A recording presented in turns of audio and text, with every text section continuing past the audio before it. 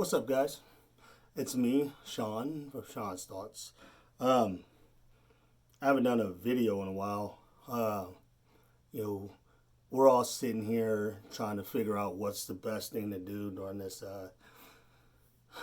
pandemic, and I was listening to people online and seeing how everybody deals with things differently and how we complain about what's going on and how we're frustrated. And so I've had a couple conversations where I've heard people really just upset with what they have to do and what's going on and all that. And so I thought I would do a video, and maybe somebody will hear this, and somebody who's kind of on the fence and they're really trying to figure out what why is this important, right? Because people are losing their jobs. People are. I mean, I'm not getting paid, right? We just extended our stay home order, and I work at a gym, and I don't make enough to warrant for unemployment. I'm not complaining about that because I do have a house, a roof over my head, and I'm fortunate enough to know that my wife, while I chase my dreams, being an author and a public speaker and a motivational speaker and getting paid for that, and those things, we can make ends meet. Not a ton. We make them meet enough. But some people can't do that. They live much more check to check than I do, and I understand that. But I'm fortunate, and I know that. I'm fortunate to, be able to go to the store and buy things.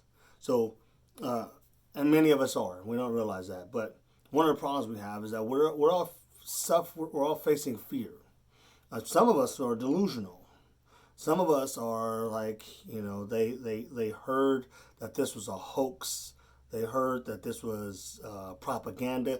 They heard that this was an attempt to create political unrest, and they're running with this, and they're running with this thing. So I decided that I had to do a message. I had to do something, and I wanted to do something. And I wanted to say a few words, and so as my wife and I were talking the other day, I really thought, by the way, I washed my hands, so you see me keep touching my face. I do it all the time. My wife and I was talking the other day, and she made the comment that if myself or my son got sick and wanted to go to the hospital and go to ICU and had to be put on respirators, that she couldn't be there, it may very well destroy her. And I went and I thought about that. And I thought about all the people who aren't taking this seriously. And it made me think about, how do you reach people, especially Americans, who are inherently selfish? That's what freedom is given us. We're inherently selfish. We think about me first, and that's what we care about. And that's what freedom has given us. Other people fight our wars. I'm a military person. We send people to do stuff, and then we reap the benefits, and we don't have to worry about it, right? And so I was like, how can I help? What can I do? I'm not an expert. I'm not anything. And so I thought about this. Cancer touches everyone. We don't worry about cancer. We worry about cancer if it hits us, and then we worry about cancer.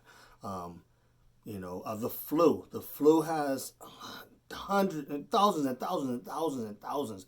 I believe it's like 60,000 people a year, or even more, I don't know, in America will die of the flu. We have HIV, we have all these other diseases that happen, and they happen regularly. And we've accepted that this happens consistently. We accept that people are going to die from the flu. We don't worry about that because it's part of our norm. It's part of our rotation, right? In the military, we accept that people will die when we go to war. We don't like it. We don't like the idea of bringing flag draped coffins home, but we accept it. We accept that we go to a massive war, that there are going to be casualties. We get it. You know what I'm saying? While we're sad, we understand it. It's acceptable. It's a routine. It makes sense.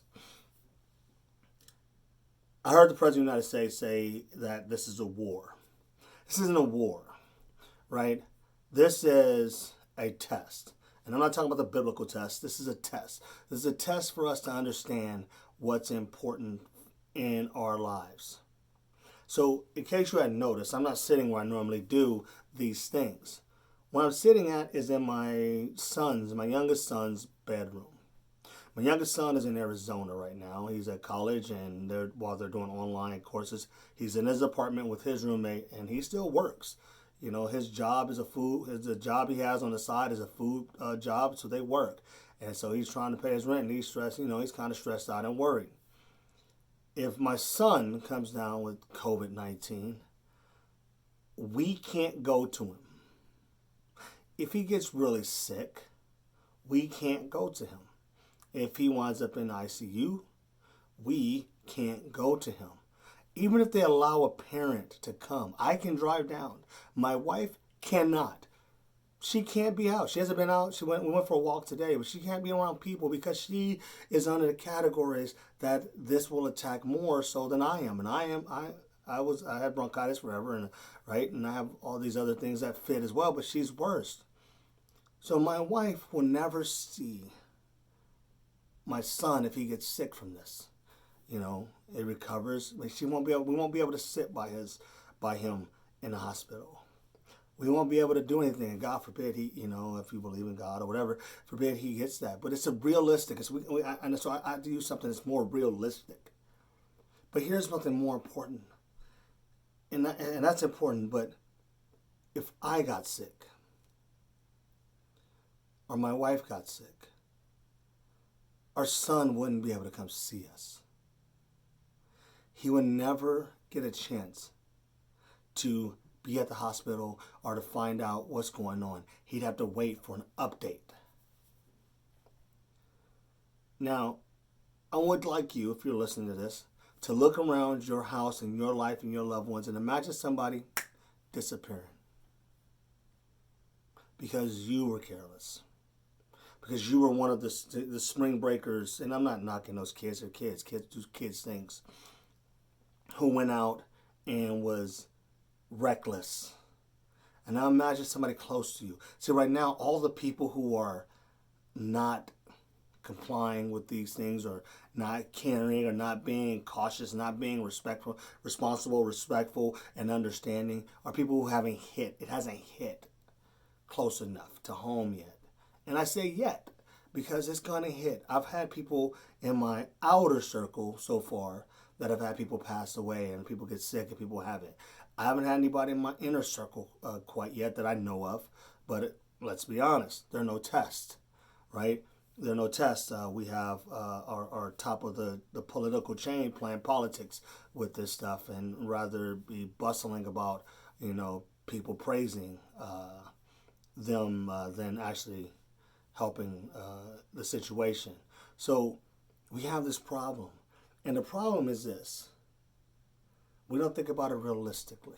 There are people who understand realistically that this room could possibly never be occupied again. Because somebody walks into my son's restaurant and coughs on him.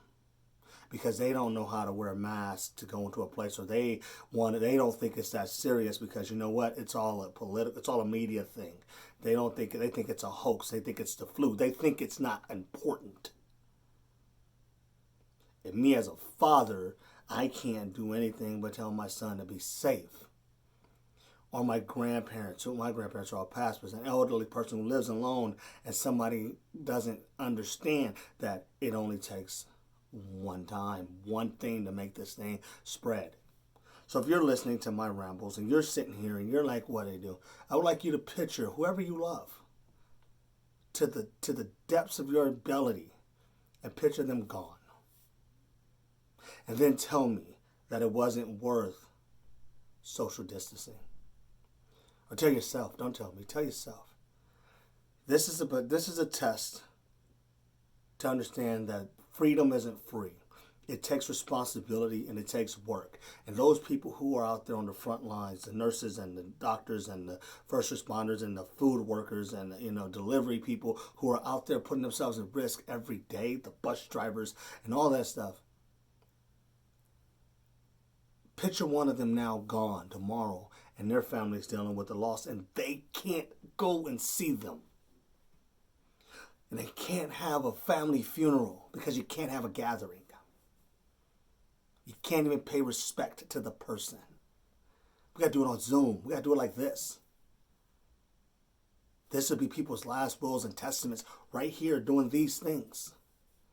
Because we are so selfish that we don't look at other people and go, man, can we learn from that?